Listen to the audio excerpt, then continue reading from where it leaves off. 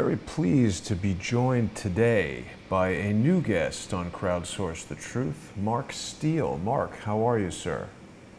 I'm great, Jason. Thanks for having me on. Thanks for joining me. Mark is joining us from the UK. Mark is an inventor and an expert in optical radiation. He has, among other things, created a truly unique motorcycle helmet that allows the user to see behind him, and obviously has huge applications in riding safety. Mark, can you briefly explain for us the impetus for creating this helmet and what some of the dangers of optical radiation are? Well, obviously, everybody will know that optical radiation can be pretty hazardous, and we know that people develop skin cancer from optical radiation. It's one of the main factors in development, and in that particular part of the spectrum, there's an awful lot of energy. So you'll see in this particular picture, the visible light spectrum is a little nice sort of rainbow color there in the middle.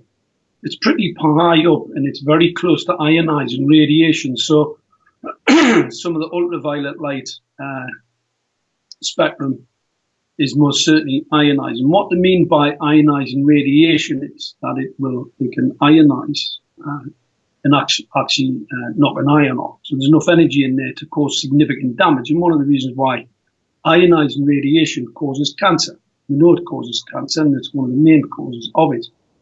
So as you get further up the spectrum into gamma radiation, obviously that's extremely hazardous. We know that. But the optical radiation device that I invented was actually to mitigate the full spectrum light emission.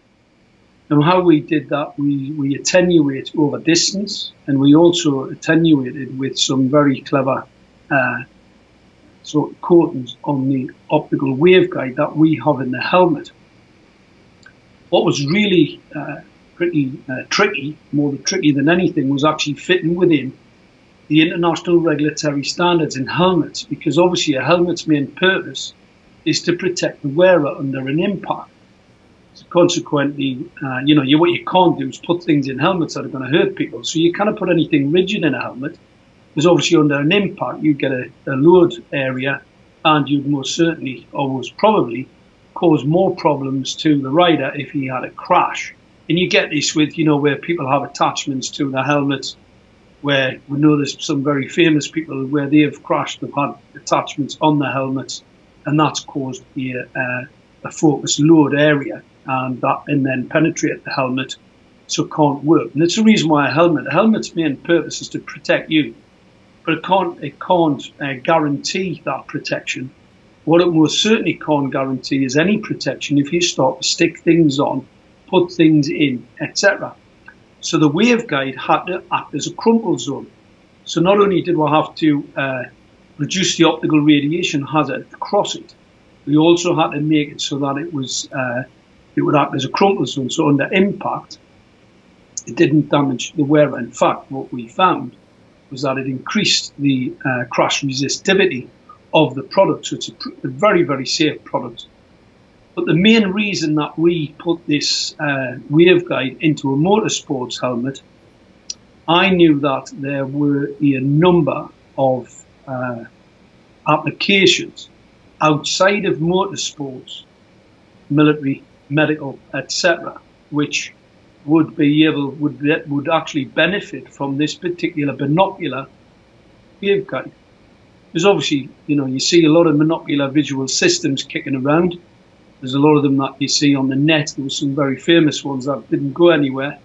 And the reason for that is humans have binocular visual system. Your eyes are inextricably linked, and therefore you can't really use a monocular system for very long. So we developed this binocular waveguide. The reason, like I said, to put it in a motorsports helmet, we had to see how robust it was. The manufacturing process was completely unique. So we didn't understand, about the delamination potential, because this was completely new, a completely new invention. And we had to see what that waveguide, how it would react in the impacts, severe impacts. Motorcyclists, and especially on the track, come off quite a few times. And it was about fitting that waveguide into a motorsports helmet that would be safe, because that's a really important thing. There's no value in making products that make people sick. Absolutely. You make products that make people sick, not only because it damages your own brand, but it's you sort of lose your market share. Sure. So that's what we were after. And obviously 5 or 6 years went by. We got a very well. The first 3 or 4 years were absolutely phenomenal.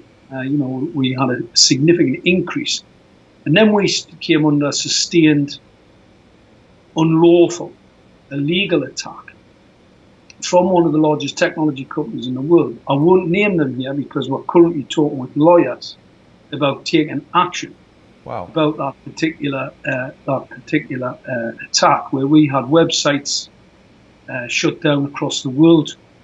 We had email communication systems. In fact, on a Skype call, this particular technology company spied on me, and it's not even their platform. So that was pretty interesting, and we gathered all that evidence, and obviously we're talking to lawyers at the moment about it.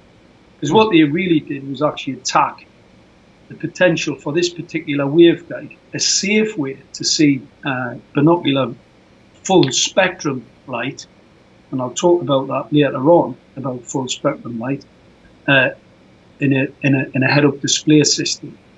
And my view was that this particular waveguide could have applications in, most certainly in the military. And the reason for that, my background, some of the weapon systems, sight systems background, and some of the weapon systems that I've been involved with in the past, radiation weapons are in abundance now on the battlefield.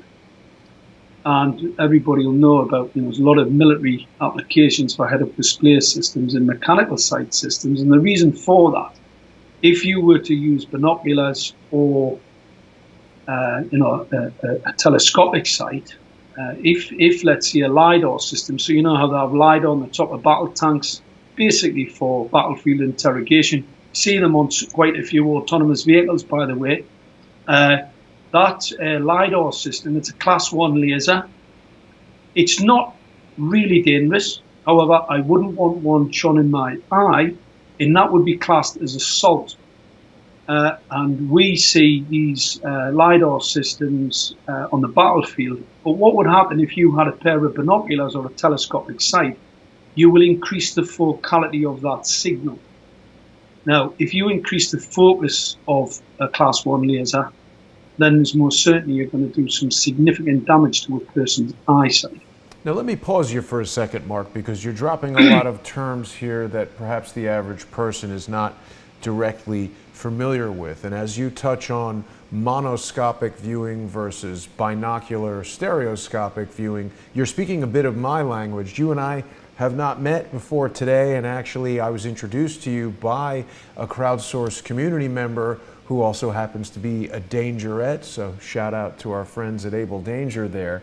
But this is a topic that a lot of people have asked me to touch on for quite a while, and I'll be completely honest with you.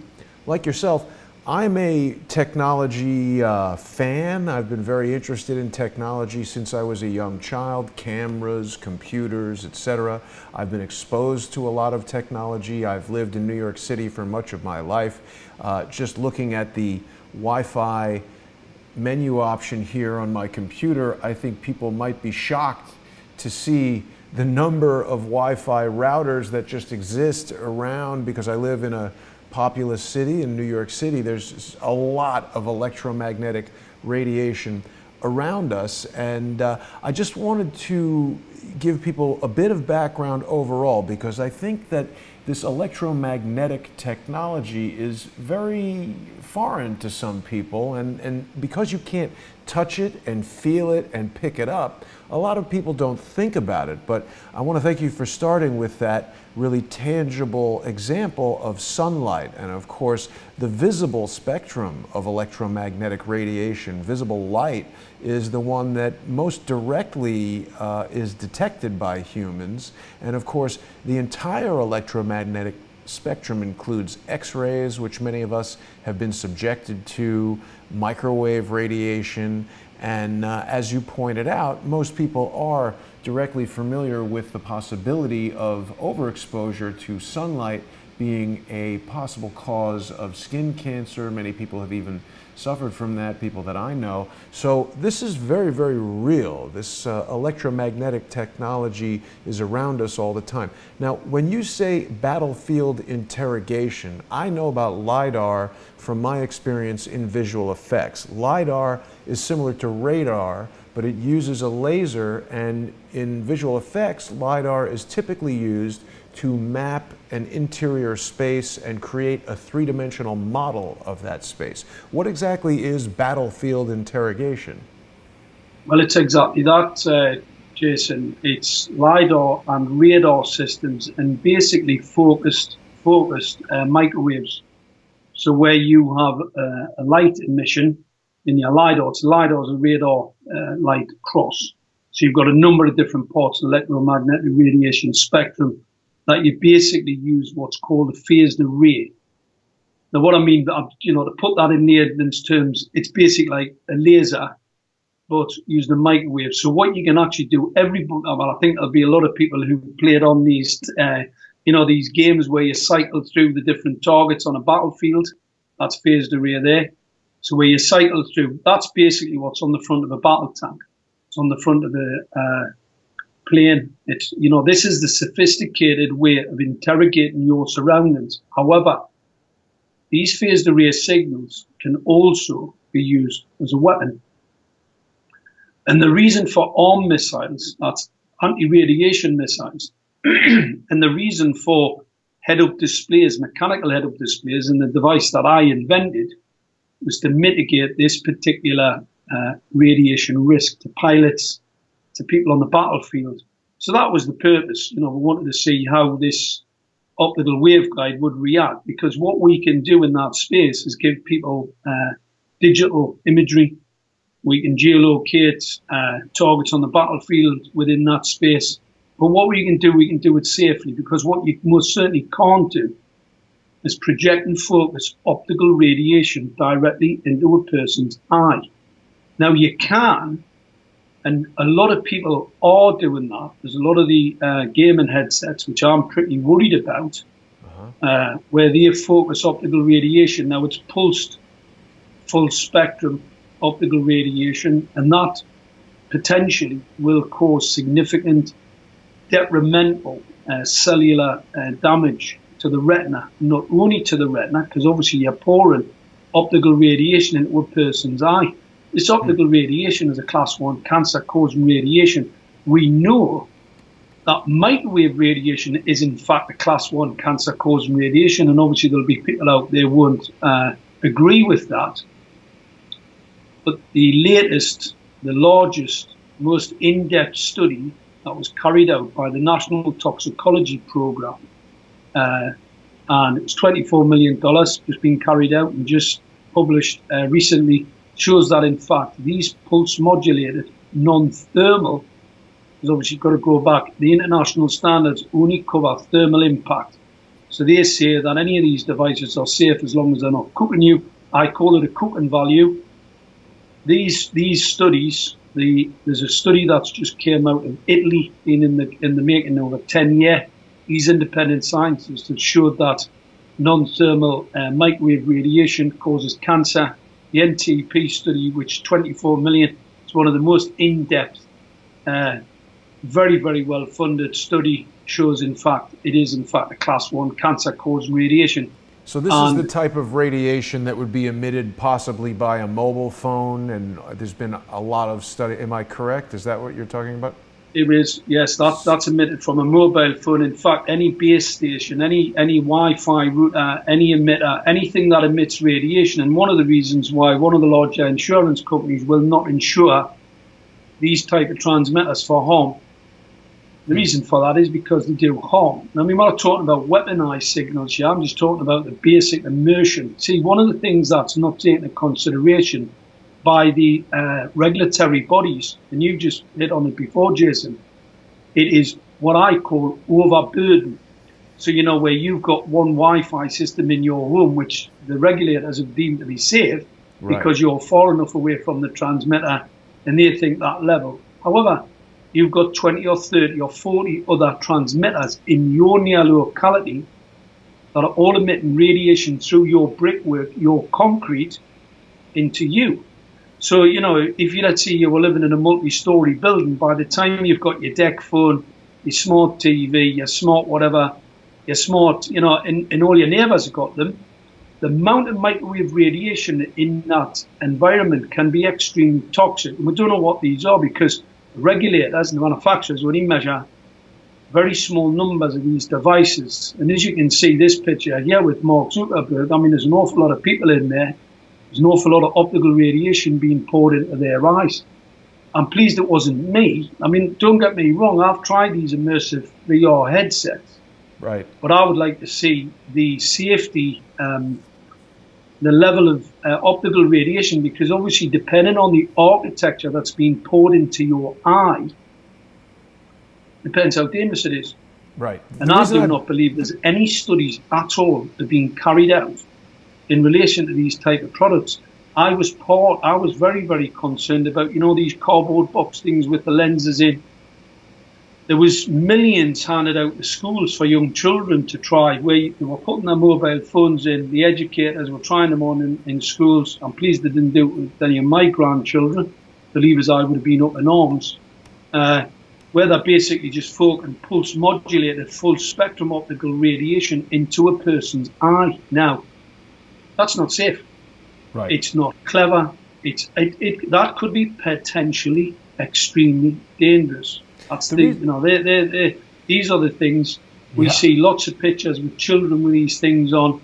I mean, you know, if you're old enough to make the decision to want to do this, but nobody's telling people about the potential for this optical radiation to do some significant harm. Right. The reason why I wanted to share that image of Mr. Zuckerberg at the Facebook conference with everyone wearing what I believe are probably Samsung Oculus headsets is because this again goes back to an area that I was involved in. Most people watching Crowdsource the Truth know that my background is as a stereoscopic cinematographer and also a technology developer. And towards the end of my Hollywood career, we saw Facebook purchase Oculus Rift, which was a company that was making these VR headsets, and I developed a virtual reality camera to try to tap into this market, but it sort of failed on the launch pad. We haven't seen the uptake of virtual reality in the way that a lot of industry pundits predicted. I personally think it's because most people have a very primal aversion to the sensory deprivation that is necessitated by putting one of these things on their heads. The cardboard device that you're talking about is literally called Google Cardboard. And it's interesting, I wasn't aware that optical radiation was so harmful until I started looking at some of your work, Mark. But it's interesting to note that Facebook and Google are the two companies that have been really most prominently pushing this technology. And I think it's got other shortcomings, but it's interesting to note, of course, and optical radiation is something that I wasn't really fully aware of, again, until I started looking into some of your videos. So let's shift now to 5G technology, which is what people want to hear about. And again, I've heard about this a lot. People have been saying 5G is dangerous and 5G is this and that. My first blush reaction was that 5G is a good thing. I use my mobile phone all over the place. People, you know, are unhappy when my live streams buffer and stuff like that. So it would seem that 5G is going to offer us better throughput for video uploading and downloading and faster mobile devices and internet everywhere kind of stuff.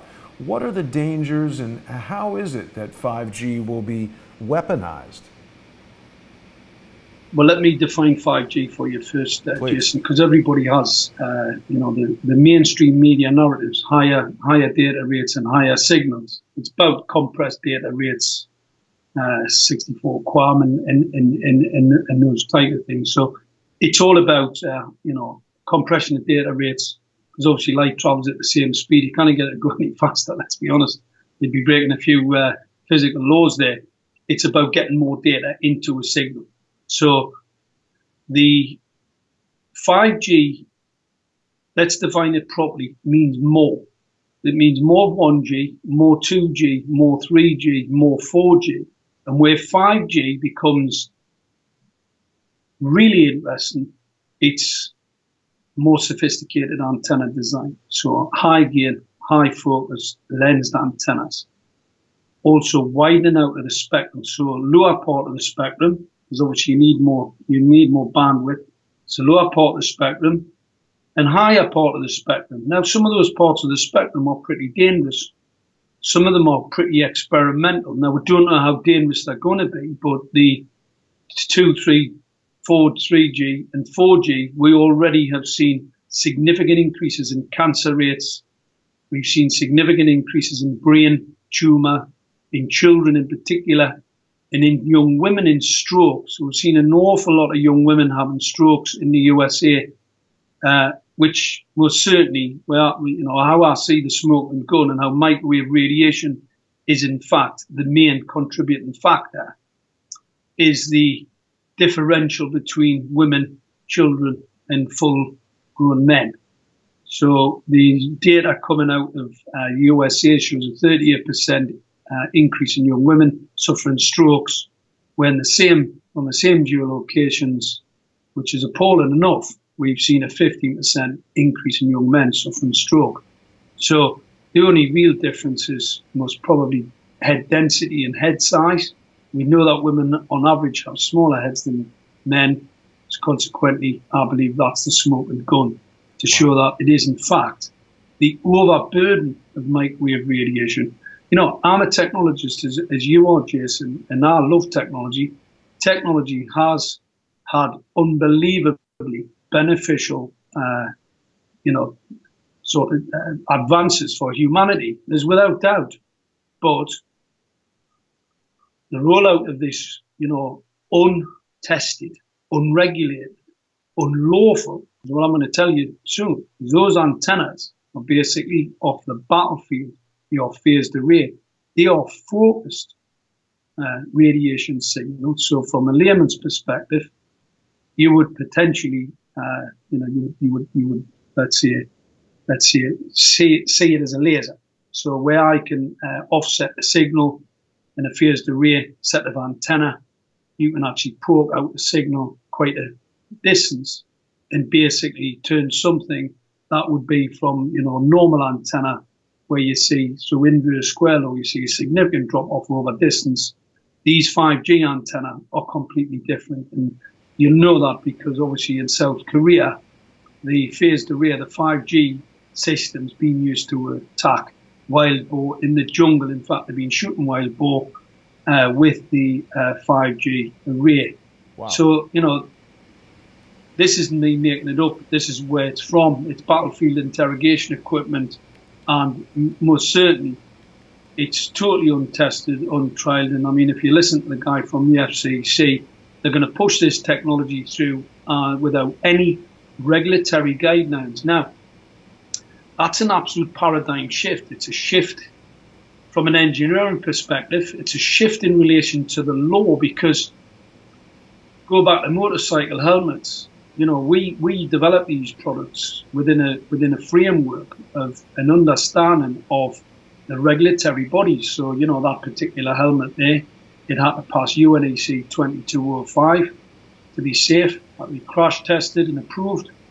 International bodies are involved, and the international regulatory standards are really strict. Department of Transport, exactly the same. So to pass these regulatory standards, you have to fit within them. These new technologies, what I call killer tech, because that's most certainly what they are. They will kill you.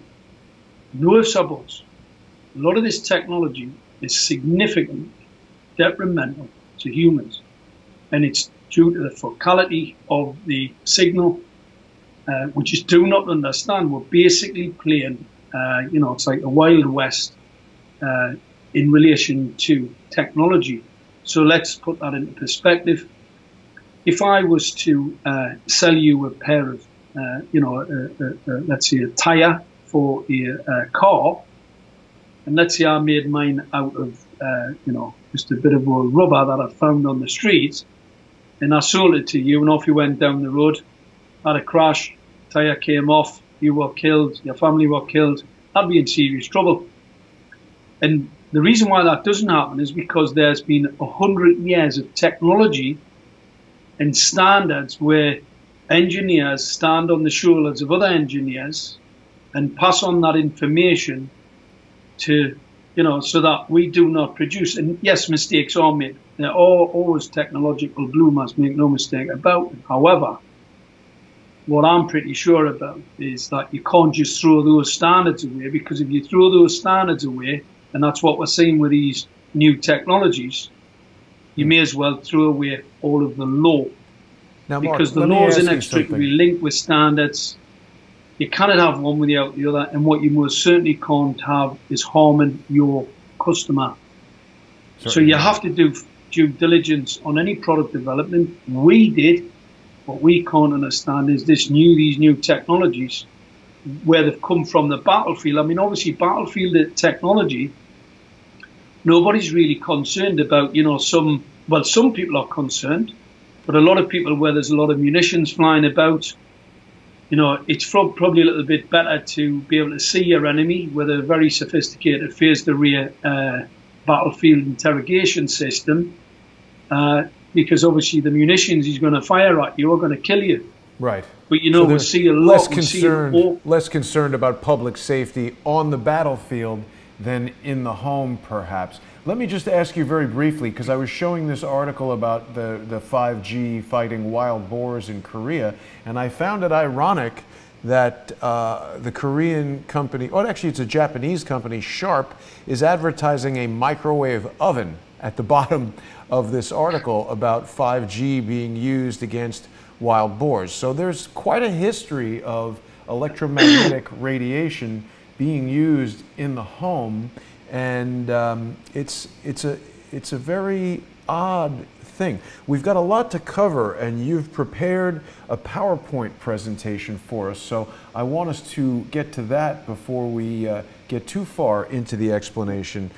Is now a good time for us to delve into the PowerPoint?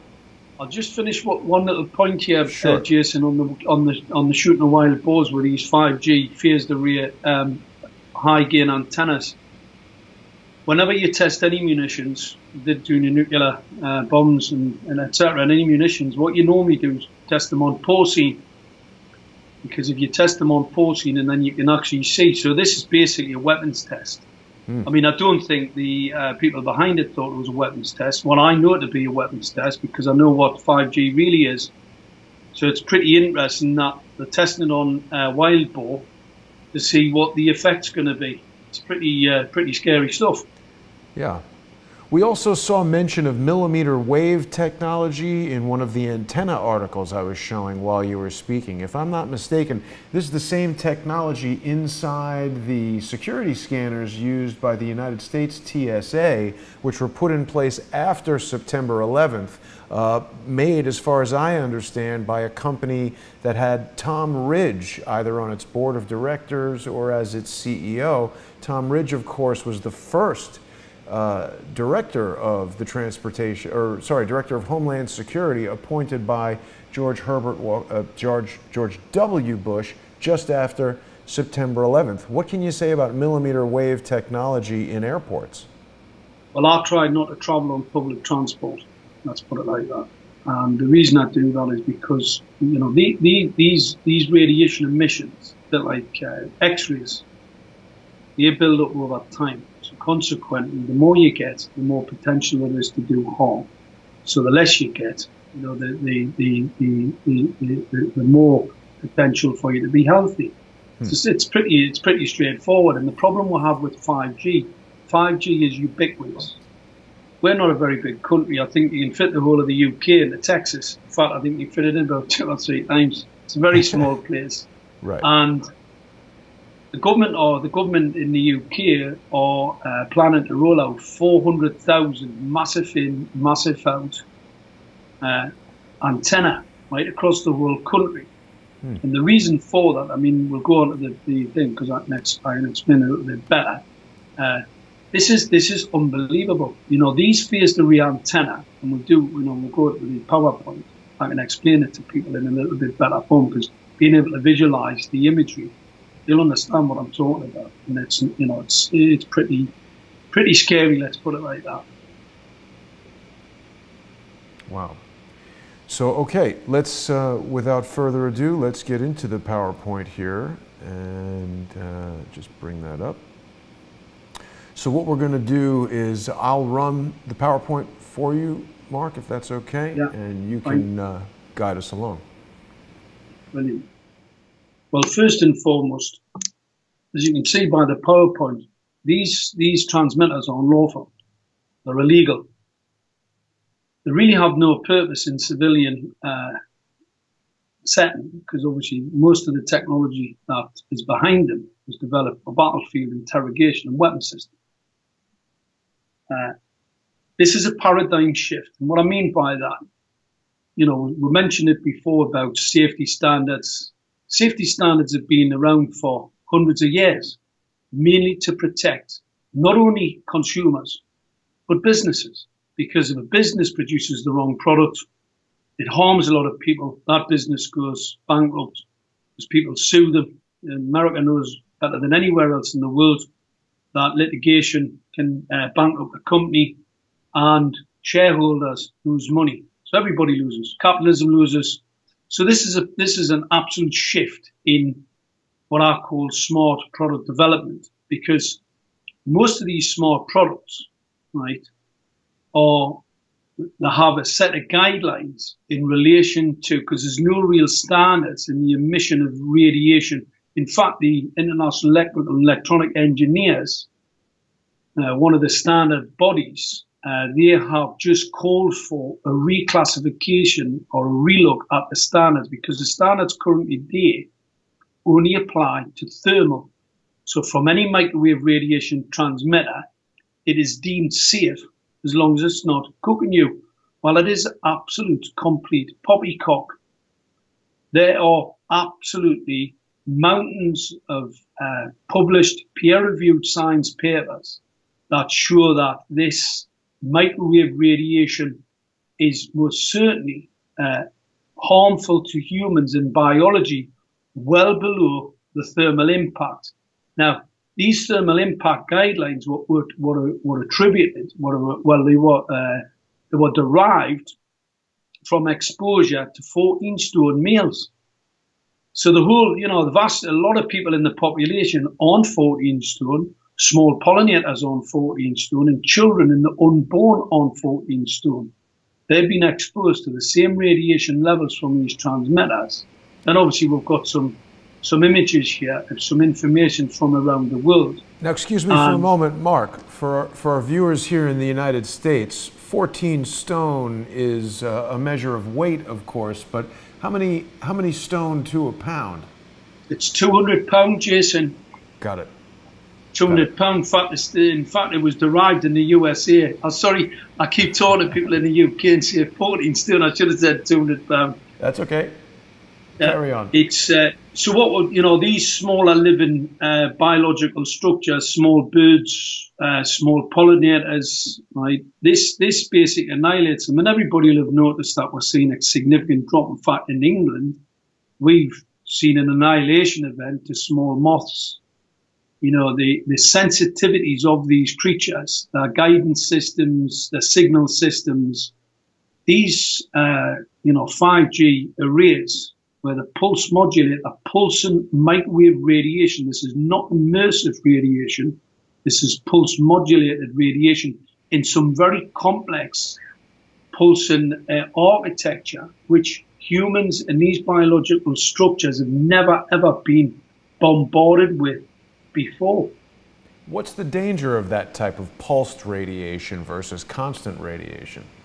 It's, well, what that do, if anyone wants to read Professor Martin Pal, I always quote Martin, as well as others, you know, Ollie Johansson, etc., Leonard Hardle. There's lots of scientists out there, but Martin shows how the pulse modulation actually fatigues the cell, breaks the cell down where you get calcium leakage. And obviously, depending on how much radiation that you are exposed to, this can be as dangerous as ionizing radiation. And he shows that in his work. In fact, got some very, very interesting. That's Martin L. Pall. That's P-A-L-L.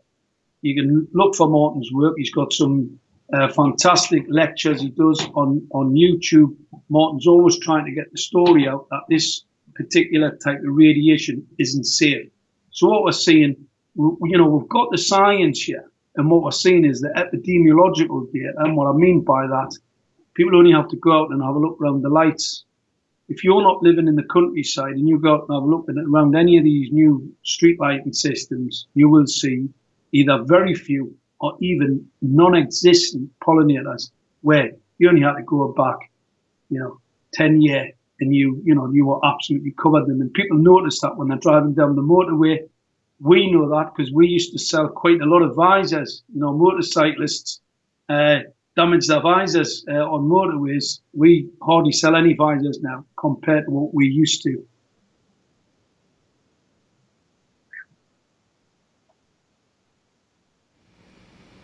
Right. This image here, Jason, shows we have local authorities here, basically councils, and what this is, they have secret contracts with a number of large corporate organisations to remove a lot of the trees that were planted. Victorians planted trees to reduce the toxicity in towns. They didn't do it just because they liked you. What they didn't want was a sick workforce. So we have thousands of trees in cities across the UK that are being brought down. Now, the councils have been saying it's for all sorts of different reasons. However, Amy, who's the main contractor here, they are involved in smart city. So this is 5G. So they're involved in the installation of lighting transmitters. So where the LED street lighting that's coming to a town near you, extremely hazardous, by the way, especially not all LEDs are dangerous, but the ones that are being rolled out, because they're cheaper, are dangerous. Pulse modulated lights, extremely hazardous, as we spoke about before. So we've got this LED street lighting that's just recently been shown in Spain to doubly increase in breast cancer and prostate cancer, and they've only been in for 2 or 3 years. Now, I know that the longer you're exposed to this type of light radiation, this pulse modulated light radiation, the larger those cancer rates are going to increase absolutely stratospherically. Wow. And this, in the issue that we'll have, this epidemic may come in 10, 15 years, as it did with smoking. People used to smoke, and they didn't start to see the peak lung cancer rates until some 30 years later. So if the epidemic is not going to come in the cancer rates for 30 years, I can tell you now, the epidemiological data is absolutely appalling today. Wow. So God help us in 5 to 10 years. And nobody's talking about this currently in the mainstream media. There has been some small pieces of information that are out there. And, governments talk about pollution, talk about carbon dioxide and things like that.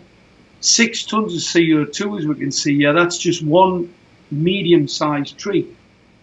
They create an environment for people to live in it. And we have the human rights laws that provide a legal framework so that humans can live in a safe environment. Well, if you remove all of the trees, and believe you me, Surrey University have just carried out an analysis of to get 100% 5G, 100% trees have to be removed. This is just absolutely dystopian and unbelievable. Now, a number of scientists, Environmental Health Trust, Deborah Davis, a professor working tirelessly in this field to show that these radiation signals are most certainly harmful to humans. all of the science, all the published science shows they are most certainly harmful to humans. And very many of the world's leading scientists, they have written to the United Nations, they have written to the European Union and government bodies demanding that 5G not be rolled out due to the potential for serious health effects, because we've already have the results from the 2G, 3G, 4G in the epidemiological data, which only is substantiating the actual science. Science has always been there. The telecoms companies told scientists that can't be true. You know, you are just mad, because obviously if this was the case, lots of people would be having heart attacks, strokes, diabetes rates, all the illnesses that we know microwave radiation causes, neurological disorders, etc. Well, unfortunately, that's exactly what we're seeing. So the science is being supported by the epidemiological data.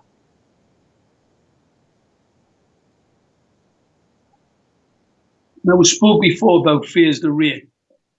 And what I'm going to show you here, the image on the older phase fuzzy image is Mammoth. That's the German early warning radar. Now, this was the first phased array analog system. Obviously, didn't have digitization then, and nothing as sophisticated as the image in the middle. But this had a 200-mile range. This was extremely hazardous to pilots. Allied pilots flying over Germany could be harmed by this. Not only could it see them, it could cause them a significant amount of health problems. And obviously, after the war, you know, there was a lot of radar, a lot of signal systems, and we know that, you know, telecoms companies put signals in cables. They put them in for a reason. They had the antennas, but obviously it wasn't a very good idea. And, you know, the more antennas you have, the more reach, more focus you can have. So if you look at this image on the right-hand side, it's really important. I want people to grasp this image. This is a phased array image. And by pulsing, offsetting the pulse rate from these antennas, these very clever, sophisticated focus and high gain antennas, you can see how you can push the signal out. And that's basically, that's a computer model of a phased array signal. Now, I want people to take note of the two little blue lobes at the bottom. They're the little side lobes. So all of this battlefield interrogation equipment is a potential threat to, you know, your own people due to the collateral damage that these side lobes will cause.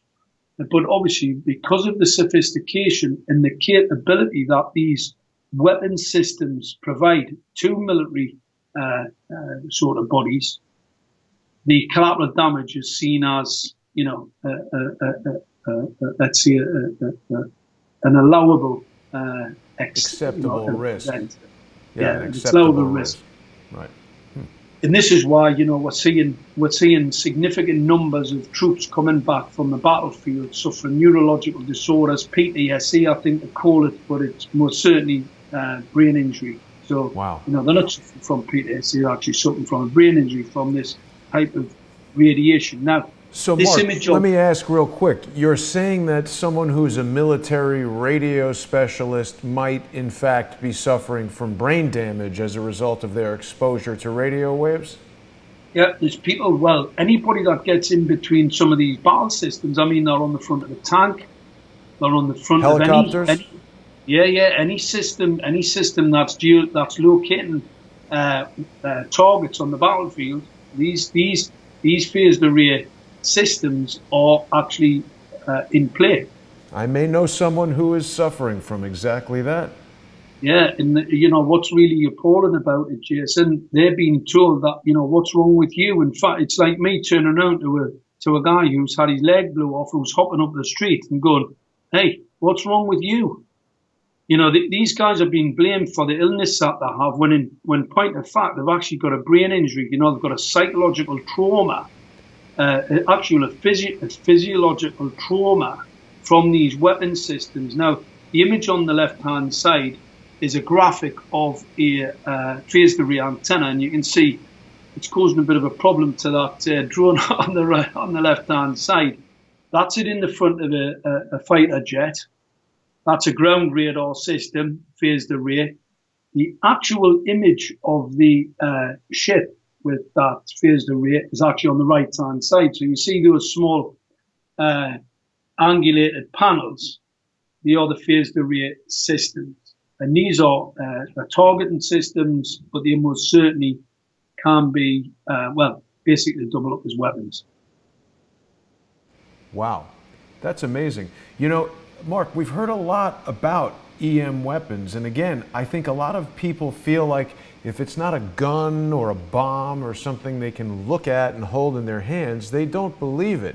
Now, I know that you and I have just been introduced to each other. I don't imagine you're aware of my friend and colleague, Quinn Michaels.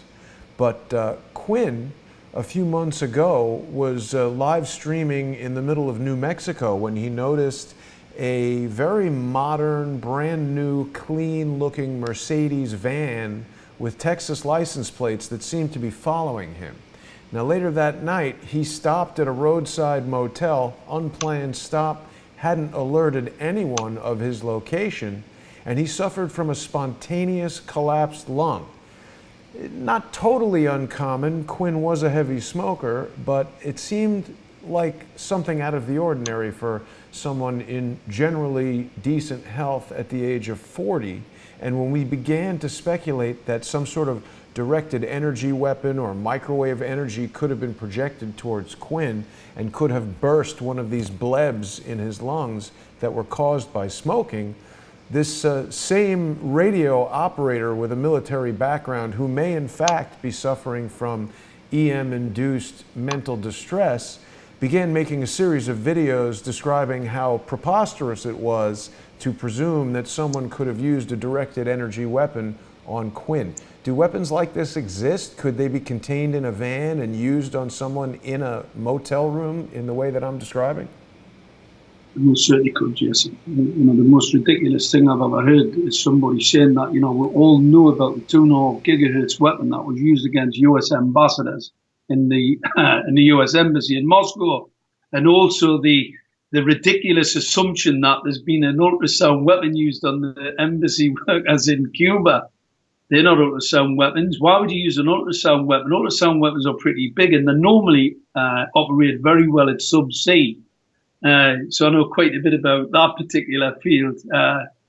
The weapon systems, the most sophisticated weapon systems to date are microwave radiation weapons.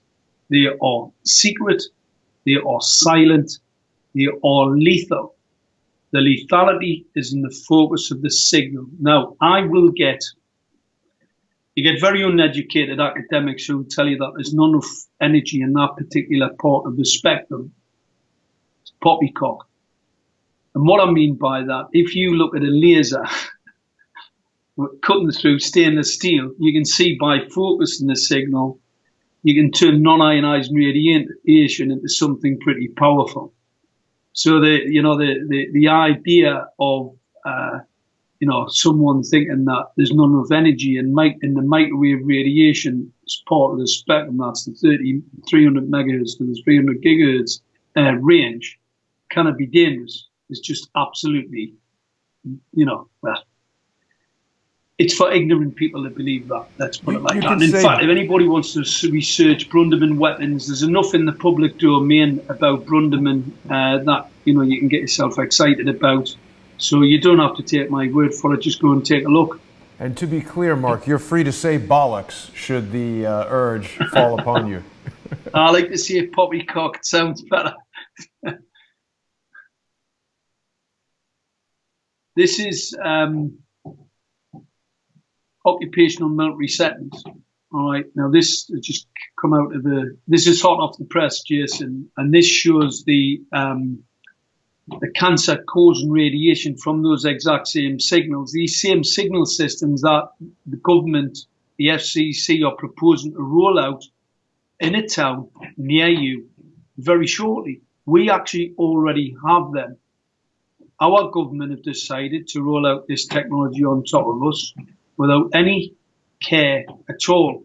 And that document, that was an assessment of military personnel who'd been exposed to microwave radiation, and what they have revealed is that it most certainly is a class 1 cancer causing radiation and should be reclassified from its current 2B. It was classified as a 2B carcinogen in 2011 by the World Health Organization. Now, these are the images of what look like pretty, not too dangerous transmitters. These are 25 milliwatt. And I'll put that into context. The maximum I can expose you to is 1. Well, sorry, not you, but a 14-stone male is a 1 milliwatt transmitter. So these are 25 milliwatt. And how they get away with that is because they're on top of the light. They're supposed to be at several meters from a human or from a human dwelling. Right? Looks quite close to an apartment there, a flat. Well, these are potentially children's bedroom windows, right? Oh. So obviously children aren't very, haven't got the protection of being a larger body. And so these are extremely hazardous. Now, what the manufacturer says one of these isn't safe to a human at several meters. However, in Gateshead, which is only a very, very small town, it's a borough, but it's a small, from American perspective, it's absolutely minute. We have 31,875 transmitters, not one, and each one has an 8 to 15 kilometer footprint. However, that's not in its phased array potential. That's just normal inverse square, so where you see the dissipation of the radiation over distance. These can react with each other to cause a phased array signal that most certainly could potentially target somewhere a lot further away. And that's pretty technical. It would take me quite a bit of time to get to grips with that. Well, let me ask this. I don't want to get too technical. Yeah, let me ask this. If I understand correctly, what you're saying is this image is showing us what appear to be independent tiny antennas on the top of light posts, but by using them in concert with other surrounding light posts, they're sort of creating a clandestine array of antennas that allows for this phased, pulse-modulated, much more powerful signal. Is that correct? That is absolutely correct. These characters on the top of here, they will calibrate each other to each other. So they know exactly where they are, and they can then be used as a phased array system. In fact, these characters on top of here are absolutely illegal.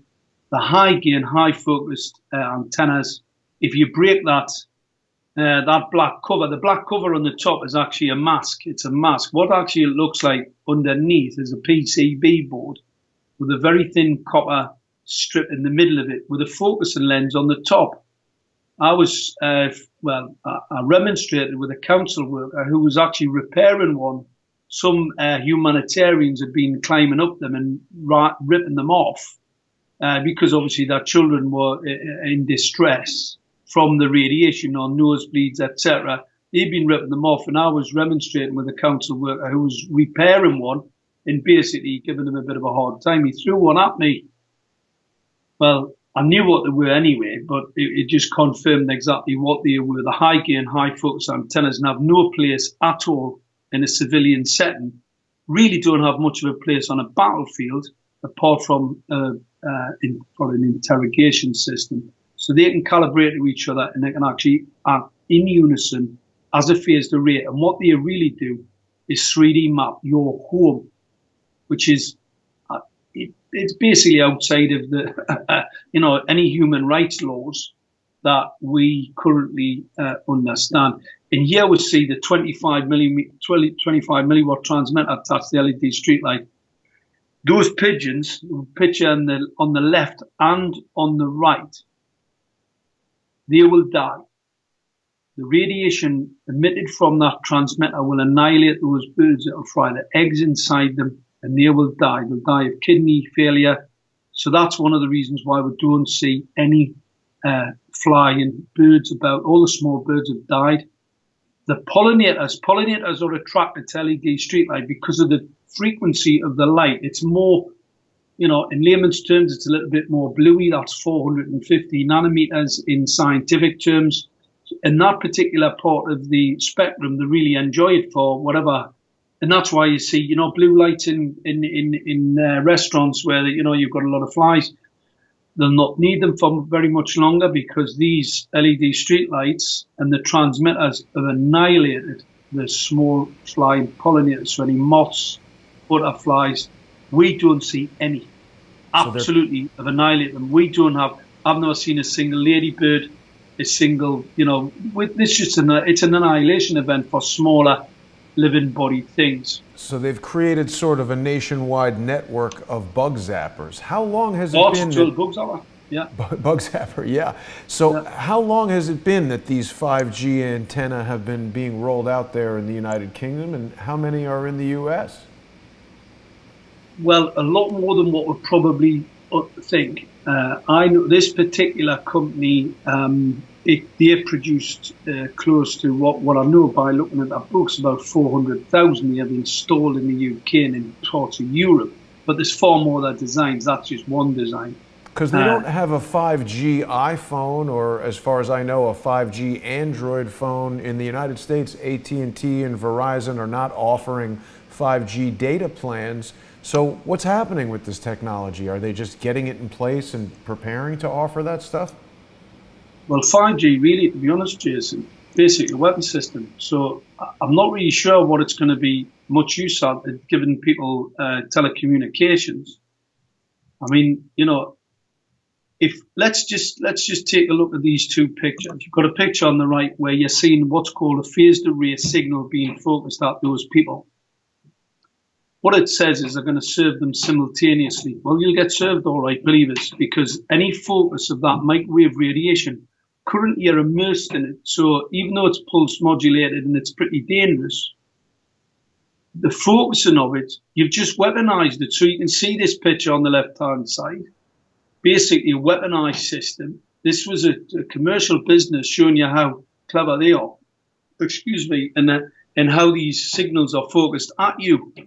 You get in between your device and that focus signal, believers, and you are in serious trouble. In fact, on the right-hand side, this is another commercial image of 5G antenna design. And as you can see, that's phased array. Well, we already know that phased array has caused significant neurological damage to troops coming back from, various battle and war zones and theatres. That's focused directly at those buildings. I mean, this is absolutely unbelievable. And this is 5G antenna design. This is what's proposed from the 400,000 MEMO tanks being rolled out in the UK. So there's something very strange going on, because all this actually looks like to me is somebody's told somebody that they're going to 3D map your home. That's what that'll do. I know that because the 868, 870 megahertz frequency, that was like a red rag to a bull. As soon as I realized these transmitters, the ones that you saw before outside people's bedroom windows, were operating on that frequency, I knew that frequency, that lower frequency, not the one that the mainstream media talk about 5G, that one was the one to be able to see through your concrete wall. And it's part of the defense battlefield interrogation suite of spectrum. Wow.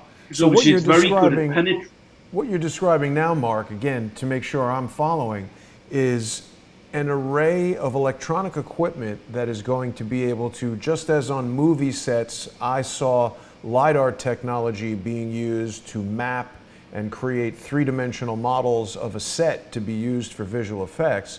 Even if you're inside your home with the doors closed and windows and blinds drawn, this is going to be able to see through the walls and map the interior of your home. And would I be incorrect to say that coupled with infrared technology could potentially know exactly where you are in your house and be used for drone strikes or unknown applications that we can barely imagine right now? Well, it's that, but it's also to backhaul all the data out of your home. So these antenna can interrogate all of the electronic equipment in your home. You will damage your electronic equipment in the home. They will damage you, but they will most certainly be able to gather all of the data. And that's basically what I believe governments have been sold.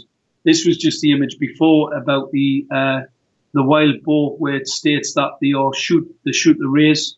Well, you can see the rays, it's phased array. That's what they mean by that. And obviously spew gases and emit tiger roars. Well, those tiger roars, those sounds that are being created by the microwave radiation are extremely dangerous. In fact, this is a class 1 cancer-causing radiation. Now, here's an image. This is an image of the 3D mapping capability of those high-gain focused antenna in phased array. So this is what it is able to do. It's a class 1 cancer-causing radiation. And people say to me, well, why would they want to do that? Well, I'll tell you why. Radio frequency identity tags. So by 2020, I think in the next image, you can see that, Jason, in the next image, you'll see these are radio frequency identity tags. Basically going to replace barcodes. Obviously as the price goes down, and these can be identified by that phased array. So people know exactly what you've got in your house at any one time. They know what you're putting in your bin. They can assess, how much waste that you're going through. So you can be taxed individually, but also the companies who produce the packaging, they can then also be taxed. So it creates a system, environmental taxation for companies, so they can be taxed exactly for the packaging that they create and exactly where that packaging goes to. So this is absolutely unreal. And, I'll say this to people when I talk about this particular 5G narrative. Do your own research. Don't take my word for it. I suggest to people, do your own research. All I'm bringing together here is basically images in a jigsaw puzzle, and I'm putting them together and showing you a picture. And the reason I'm able to do that is because of my background in the radiation weapons systems field and the head-up display systems field. So I know how problematic these signals are. Now, here's your 5G smart agenda narrative rolling out across the countryside. That's the picture on the top right hand is the 400,000 extra masts just for the UK, by the way. And these extra masts in a distance from the RFID tags, the further you are away from an RFID tag, the more the mast has to fire a signal, more radiation it has to fire at it. So the further you are away, so let's say you think you're safe in the countryside, to get a reflection from that RFID tag, to get it to react, you have to pour more radiation at it, and it has to focus, it has to respond by sending more radiation back out, the further the MIMO tank is away from it. So consequently, the further you are away from these radiation transmitters, the more dangerous it is. But it most certainly would be dangerous to be at close proximity as well. We just recently measured a MIMO tank, and it was emitting some close to 10,000 millivolts. Now, we were at quite a distance from it, and that sort of radiation, there were homes there. And what I can tell you, the International Criminal Courts, the Council of Europe, they have deemed 200 millivolts for long-term exposure, but a maximum of 600. This was 10,000 millivolts. And the bioinitiative scientists, so these are some of the leading scientists in the world, they say you should be exposed to no more than 50. So you've got 50, the International Criminal Court saying 200, to 600 peak max for a very, very short period. And you've got these MIMO transmitters transmitting 10,000, 24 hours a day, 7 days a week. The people who live within those localities will die. They will develop brain tumour, cancers, etc. And what SMART really stands for, because let's get this out in the open, because, you know, let's not pussyfoot around anymore. It stands for Secret Militarized Arms and Residential Technologies. So your smart meters, your smart cities, the critical infrastructure risk to your energy, and also we're talking about global warming. If I put billions of these transmitters, because it's microwave radiation and it causes heat, anything that it travels through, it causes heat, as a microwave oven does, and obviously not as powerful as that by any means, because obviously you know how you can cook a bit of meat in a microwave oven. But these change the temperature, and also they use inordinate amounts of energy. So you're using all of this energy, pour it into cities 24 hours a day, 7 days a week. Now, there's something not adding up here, because people aren't using all that data all the time. And you've got these transmitters on 24 hours a day. Something very, very, very untoward going on. And like I said, Secret Militarized Arms and Residential Technologies. Have a look at the technology that they're rolling out in your street. You know, we see smart meters. There's been people suing the companies because obviously you can't control the usage of the use through a smart meter. Right. Somebody else can. Right. You know, these systems can be hacked. They're not secure. You know, Jason, there's no system secure. Yeah. In fact, in the UK, we've got what's called Snooper's Charter. So it's actually illegal to have a fully encrypted system. Wow. And obviously that leaves you wide open to all of your, you know, any nefarious activity Mark, from anyone. What is a MIMO transmitter? Is that just a microwave transmitter? It's called massive in, massive out. That's what it stands for. It's a MIMO transmitter. Massive in, massive out. What it really means is a massive amount of smaller antenna. So where they create that phased array, you saw the picture before outside those flats. That's a massive in, massive out, where it causes you've got a number of antenna where you push that phased array signal out. And here's some really interesting data. Obviously, all that energy, all that microwave radiation, the 25 milliwatt transmitter, it emits at the first square meter 307 electron volts. Now, I charge air, well, I don't, but you can charge air, depending on its constituent, at roughly around 34 electron volts. So basically, the 10 square meter from that transmitter, you saw how close they were to people's bedroom windows and children's bedroom windows. So they can charge air at 10 square meters.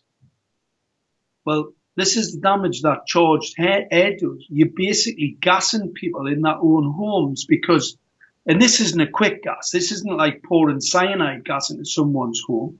This is gas that will, you know, make these guys sick, make them depressed. You know, this is a list of the oxidative stress caused by positively charged air.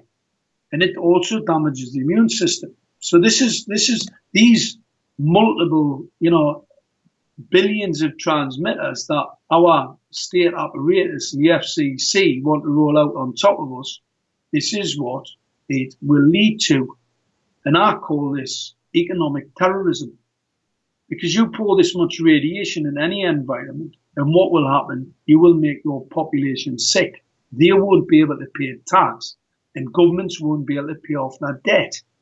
So this is it's a bit of a power grab. Anyway, going back to Gateshead Council. Gateshead Council, the people who rolled those transmitters out on top of my community, who I'm currently in court with. You know, I got arrested not long ago about having a very, very robust conversation with some council people. They didn't like it. They got me arrested. I did orchestrate the whole thing because I think going to court and getting into criminal court to be able to test these issues is a very, very important thing to do, and I'm quite prepared to do that. for my countrymen and humanity in particular. Here we have Gateshead Council in total denial, saying that on the right-hand side here, it shows that they're saying they're not carrying out secret government trials. Nobody's mentioned secret government trials.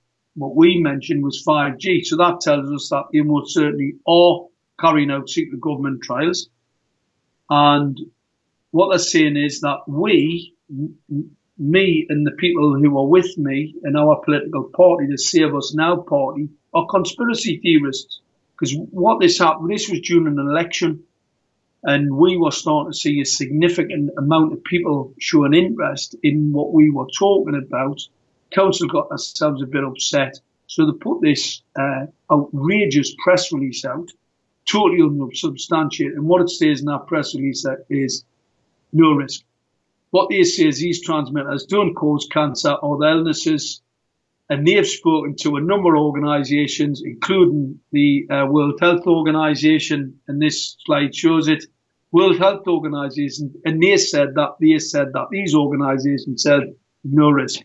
Well, the World Health Organization in 2011 stated that this is a class 2B carcinogen, possibly carcinogenic, but it's based on the increased risk of glioma and the increased risks of children and brain cancers, and the significant increase in these cases that are inexplicable.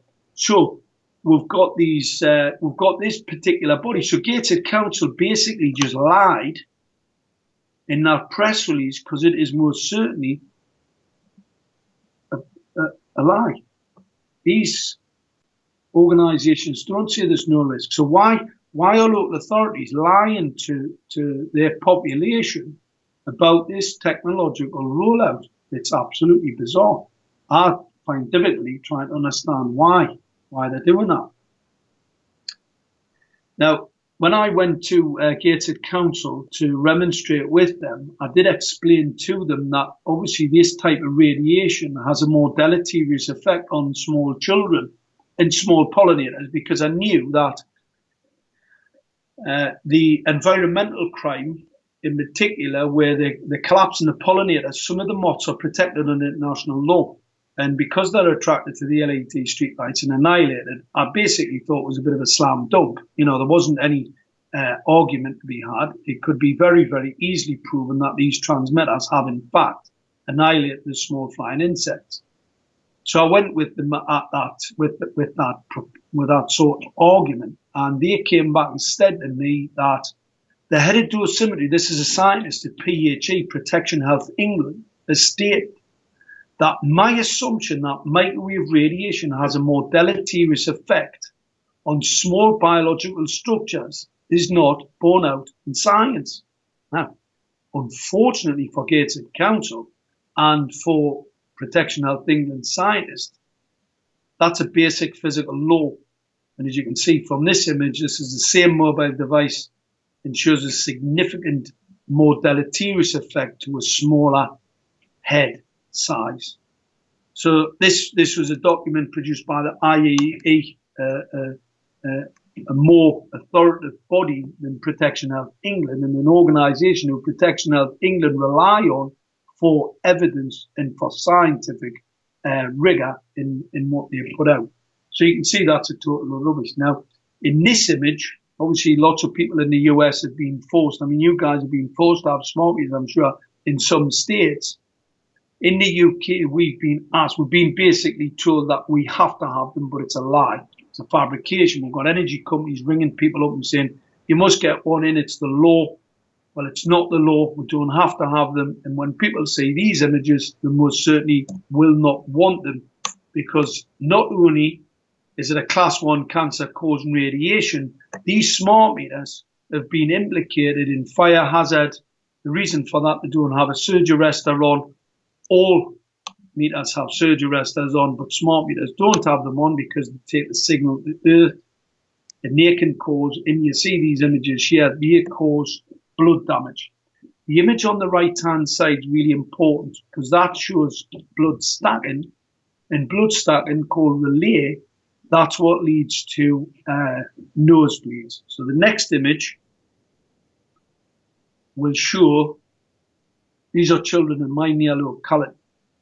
This is absolutely appalling. This is a humanitarian crime that we are witnessing in my country, in my locality. We need help to stop this crime.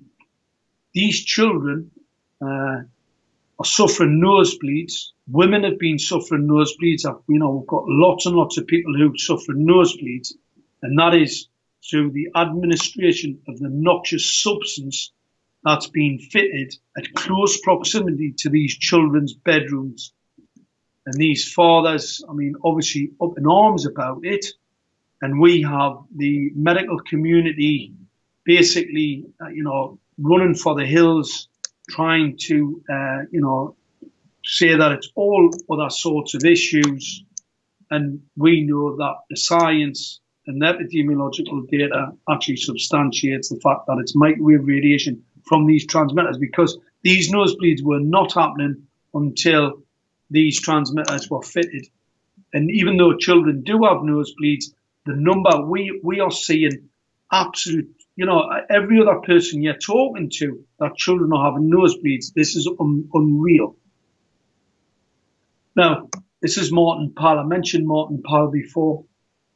Martin shows how non-thermal, this is the amount of radiation well below the international regulatory guidelines, not standards, by the way. Always remember these international sort of guidelines, that's what they are, not standards. And the reason why they won't give you any standards is because of things like this. Martin shows the significant neurological damage and impact caused by these microwave radiation values.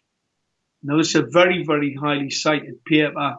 Martin's very, very well respected. Anybody who wants to catch up with Martin's work, like I said, he's on. He does lectures on YouTube. It takes a bit of time if you're, for lay people, but if you listen to him quite a few times, you'll eventually get the fact that this microwave radiation is extremely dangerous, and not this, let's say, a phenomena that we've been sold by either the telecoms companies or our government. Now, 70,000 children self-harming. Now, when I was at school, I can't remember anybody self-harming, believe it or not. I'd hate to be in a school where children were self-harming. And, we're seeing significant amounts of depression. Sheffield, this university, Bristol University, they rolled out 5G. I implored them not to.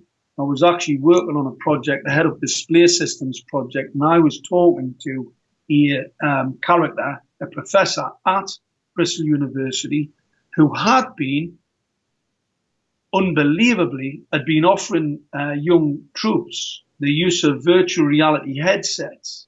And I'd actually contacted them to find out about the architecture, because obviously architecture has a great deal of impact, depending on what that looks like, depending on the hazard. And what I'd asked this guy was if he'd actually done a risk analysis of the optical radiation risk.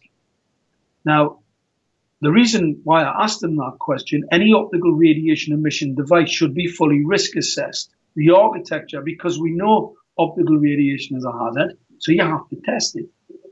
He hadn't carried out any. They just built some architecture, in tanks and in ships and inside submarines, and were walking through these unsuspecting troops with these virtual reality headsets. So I'd contacted Bristol University. I was extremely annoyed with this chap. He said I was a scaremonger. Well, I'm not a scaremonger at all. I just stick to the science. I thought he may have carried out some work. He should have done.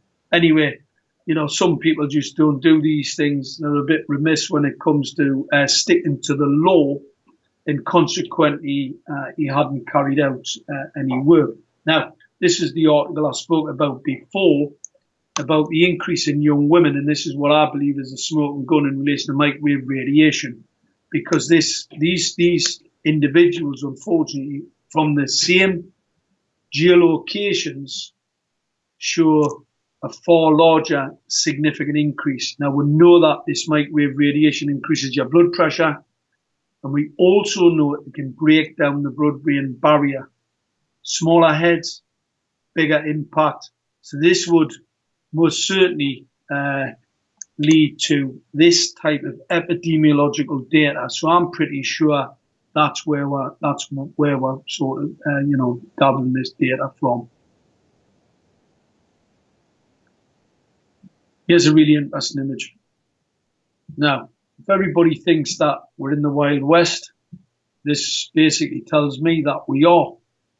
Now, Ofcom's an organisation based in the UK. They are the people, the sort of regulatory body for telecommunications. And in this document, what it shows is that the deployment of these high beams, high gain narrow beams, that's how you know it's 5G, but also this signal, its frequency is 60 gigahertz. Now, 60 gigahertz is pretty useless when it comes to telecoms. And the reason why, you see up on the left-hand side there, it's attenuated very heavily in air. What I mean is it gets blocked in air. So it doesn't really pass through oxygen molecules very well. That's pretty interesting. So it excites an oxygen molecule, and it potentially excites an oxygen molecule so that your hemoglobin cannot pick it up. It would asphyxiate you. Now, if you pour enough amplitude into that signal, you can break the oxygen molecule. And that oxygen molecule, then you have two oxygen atoms. Those two oxygen atoms will then attach to an oxygen molecule or set of oxygen molecules, and you then have O3. Now, O3 will kill all biological life in 50 parts. Is that ozone, Mark? That's ozone. That is ozone. Yeah, kills all biological life. It's used as a detergent. It's extremely hazardous, very, very caustic, and so this is the spectrum that. This is the spectrum, and I don't know if you guys have got O2. Do you have O2 in America, Jason? You mean the mobile provider? That's the one. No, we don't have that here. We do have oxygen, but no O2 cell phones. Well, it's a bit bizarre that we've got O2. And they're making O3. Well, the 60, these parts of the spectrum are sold for inordinate amounts of money, right? And I'm not saying that the 60 gigahertz, but I know it's about as much use as a chocolate fire guard as far as telecoms is concerned. However, what's really worrisome to me is the free use of it by Ofcom. Why would you let anybody use it at all? It's stark raving mad. This is absolutely unbelievable. And here we have, just to nearly finish off, here we have the International Humanitarian Courts, Council of Europe 2011 resolution. It's the 1815 resolution, right? And it recognizes the early signs and recommends the precautionary principle. And this was due to the significant increase in brain tumors in children. This was in 2011, 1815 resolution. So basically, that's the law. Everybody's ignoring it. Governments have been told to stop exposing our populations to this type of radiation because it's not safe. This is what this is the Nuremberg courts. Nobody's taking any notice. Now, here's the fix. Sun's rising, waking humanity up. We have to wake up here. People have to take that sleep out their eyes and wake up. Now, what we're pretty sure about, we are 2-3 years ahead of the full deployment of the RFID tags where the toxicity levels would be unbearable. We know we have time. We're here to win this. But what we need support from everybody. Get involved. Set your own SUN up in the USA. Save Us Now is a people's party. It's about the rule of law. We already have the laws. The USA already have the laws. What we need to do is to employ them and employ them fairly across so that they apply to everybody. Now, I know that might sound really near impossible, but that's what we're about. We did the impossible with the development of the product, the review product. We were told that was impossible.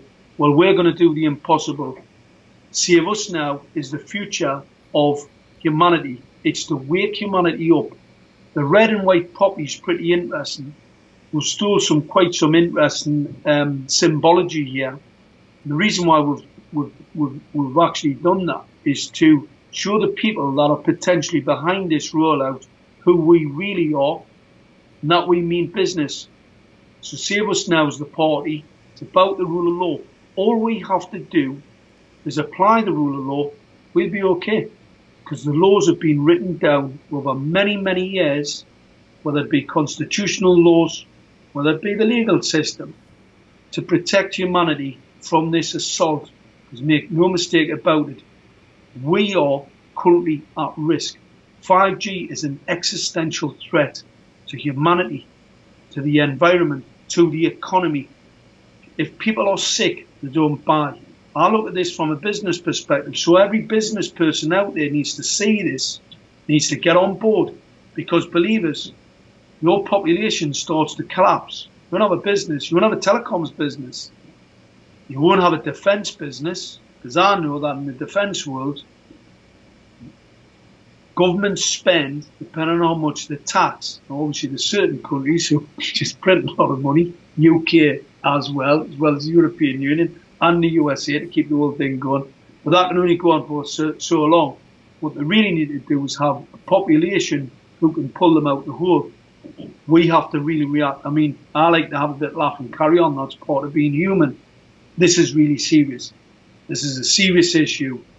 What I implore everybody to do your own research. Don't take my word for it. Take the narrative and research it yourself. Look at the weapon systems, look at Brunderman, look at the stuff that's in the public domain. You don't have to get the spooky stuff or the secret stuff to actually get up to speed. In fact, there's a guy who does a talk, Secret History of Silicon Valley. Very, very interesting chap. Watch his videos. You'll start to understand about some of the weapon systems, where some of this technology comes from. I don't think, I don't go in for conspiracy. I have heard some about population collapse, etc. I don't do that. I try and just stick to the science. Because if you stick to the science, you cannot be knocked off your path. And what we need here is focus. Focus on the target, same as a target weapon. Save us now. And believe us, that's where we've got to go. So, It's an incredibly compelling presentation, Mark, and I've pasted the URL for saveusnow.org.uk into the comments both on YouTube and Periscope. So our viewers can go to that website and get involved at their leisure. I want to thank you for joining me today. I hope that you and I will have more conversations in the future. This has been incredibly comprehensive, and it's a lot for people to digest. With your permission, what I'll do is I'll create a PDF document of your PowerPoint presentation, and I'll link that to this video so people can download it and peruse it at their own speed. Brilliant, do that. Yeah, Jason, that's great, yeah. All right. Well, Mark, thank you very much for joining me today. Have a pleasant evening. Thanks very much for having me, Jason. We'll have you back what soon. we have to do, talk, tell, text, get the story out. One thing I just wanted to say is just remember, the internet and social media is your adversary's battle space. Use it sparingly. Use it in a clever way. Don't rely on it. Talk, tell, text. Tell a family member, get involved. We are the resistance, and the sun is rising. Amazing, Mark. Thank you. It's really shocking information that I'm just absorbing for the first time. So, as you said, people are waking up to this. We know that microwave energy is dangerous, and we'll have to have another conversation in the future to talk about the questions that are coming up here in the comments, and why anyone would want to deploy this seemingly deadly technology throughout the world. But I want to thank you again, wish you a pleasant evening. I want to thank everyone for watching. I'll see you soon.